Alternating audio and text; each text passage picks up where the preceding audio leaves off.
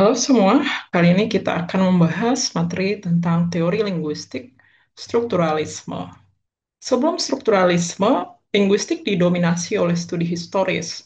Para ahli bahasa berfokus pada perbandingan bahasa, seperti mencari hubungan antara bahasa Sanskerta, Latin, dan Yunani. Kajian ini dikenal sebagai linguistik komparatif atau historis.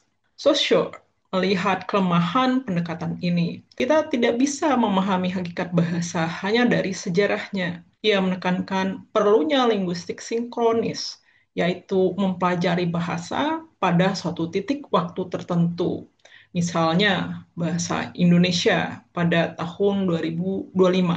Fokus sinkronis memungkinkan kita memahami bahasa sebagaimana ia dipakai sehari-hari oleh penutur, bukan hanya sebagai arsip sejarah. Dengan begitu, linguistik lebih dekat dengan realitas komunikasi manusia. Dari sinilah lahir pendekatan strukturalisme yang menganggap bahasa sebagai sistem tanda yang bisa dianalisis secara ilmiah. Inti strukturalisme adalah melihat bahasa sebagai sistem tanda.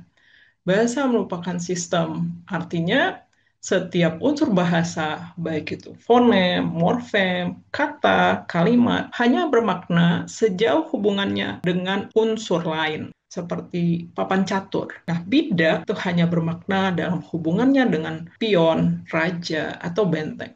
Tanda linguistik bukan hanya kata secara terisolasi, melainkan jaringan hubungan antar unsur. Contohnya kata ibu. Nah, kata ibu mendapat makna bukan hanya karena ada konsep perempuan yang melahirkan, tetapi juga karena ia berbeda dari kata ayah, anak laki-laki, atau anak perempuan.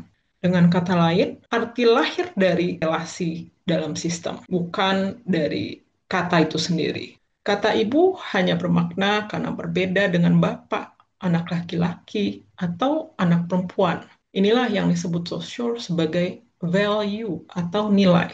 Long, bahasa sebagai sistem. Long adalah bahasa sebagai aturan bersama yang disepakati dalam suatu masyarakat. Contohnya tata bahasa, kosakata, ejaan, aturan kalimat, semua penutur bahasa yang sama berbagi long agar bisa saling mengerti. Parole, bahasa sebagai ucapan. Parole adalah penggunaan bahasa secara pribadi oleh seseorang. Contohnya, cara Anda berbicara, pilihan kata, gaya menulis. Parole bersifat individual dan bisa berbeda antara satu orang dengan orang lain. Sederhananya, lang adalah bahasa sebagai sistem aturan yang dimiliki bersama. Parol adalah cara tiap orang memakai bahasa yang bersifat individu. Menurut Ferdinand de Saussure, bahasa adalah sebuah sistem tanda atau sign yang tersusun dari dua elemen utama, yaitu penanda atau signifier dan petanda atau signify. Penanda atau signifier adalah aspek fisik dari sebuah tanda seperti kata, suara, atau gambar yang dapat ditangkap oleh panca indera. Misalnya, gambar apel adalah penanda yang merujuk pada konsep atau makna tertentu tentang buah apel tersebut. Setiap bahasa memiliki sekumpulan penanda berupa kata-kata dan simbol-simbol yang digunakan untuk menyampaikan pesan. Nah, penting dipahami bahwa penanda hanyalah bentuk dari tanda, bukan maknanya. Petanda atau signified adalah konsep atau makna yang diasosiasikan dengan penanda ini tadi. Contohnya, petanda dari gambar apel adalah konsep tentang buah apel yang berwarna merah, berbentuk bulat, memiliki rasa manis, serta teksturnya yang renyah. Saussure menekankan bahwa hubungan antara penanda dan petanda ini bersifat arbitrer. Oke, kita bahas apa itu arbitrary. Menurut Saussure, tidak ada hubungan alami antara bentuk suatu kata dan maknanya. Tidak ada hubungan antara signifier dengan signified. Hubungan itu murni kesepakatan sosial atau arbitrary. Jadi kata meja tidak secara alami melekat pada benda meja. Kita hanya sepakat menyebutnya meja. Bahasa lain bisa memberi nama berbeda untuk benda yang sama, untuk meja tadi. Nah, di sini ada contoh kata dog dalam bahasa Inggris dan kata anjing dalam bahasa Indonesia menunjukkan hewan yang sama. Nah, bentuk bunyinya dog atau anjing. Nah, ini tidak ada hubungannya secara alami dengan hewannya. Kita hanya sepakat di dalam bahasa tertentu untuk memberi nama seperti itu. Jadi hubungan kata dan makna itu hasil konvensi, bukan bawaan alam.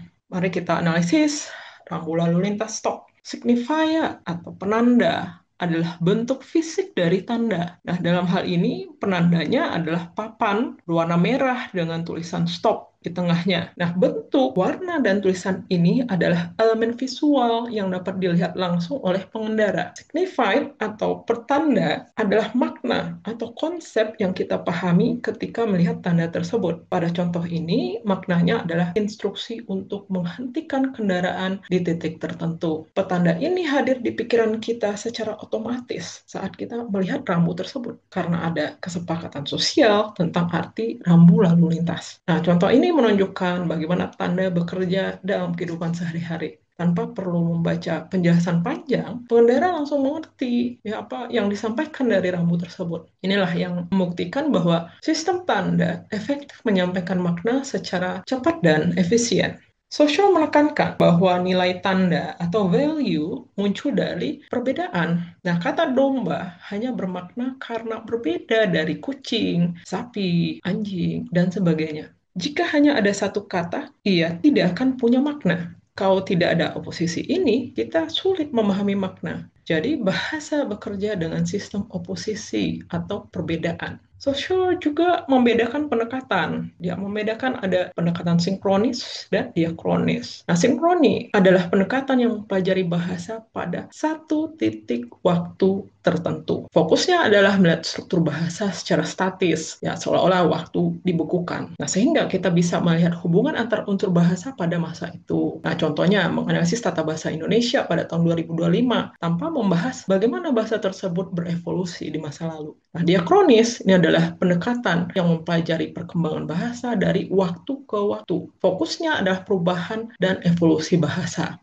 Bagaimana kosakata, tata bahasa, dan pengucapan itu berkembang dari masa ke masa. Misalnya, kita meneliti bagaimana kata saudara. Dalam bahasa Indonesia, kata saudara itu dahulu berarti semua kerabat. Nah, itu kita sebut saudara. Tapi, kini lebih sering kata saudara itu dipakai untuk menyebut teman atau lawan bicara. Jadi, sinkroni itu adalah studi bahasa pada satu waktu tertentu, dia berfokus pada struktur, dan diakroni adalah studi bahasa sepanjang waktu, dia berfokus pada perubahan. Strukturalisme diterapkan dalam analisis bahasa yang konkret, dari fonologi, ya, dia melihat fonem, yaitu bunyi terkecil yang membedakan arti. Misalnya, fonem peh dan beh, padi dan badi. Kemudian dia melihat juga dalam morfologi itu dia melihat morfem yang unit terkecil yang bermakna. Misalnya kata dasar ajar, belajar, pengajar, ajaran. Kemudian sintaksis. Nah, di sini kita melihat struktur kata dalam pola tertentu. Misalnya struktur subjek, predikat, objek. Nah, dengan demikian, analisis struktural berusaha menguraikan bahasa dari unsur terkecil hingga pola kalimat yang lebih besar. Strukturalisme memandang bahasa sebagai hierarki unit-unit. Nah, jadi untuk memahami kalimat, kita harus mengurai dulu dari fonimnya, kemudian kata, ya, ke morfem, hingga ke kalimat. Analisis bertingkat inilah yang memungkinkan untuk deskripsi sistematis bahasa. Yang ada contoh analisis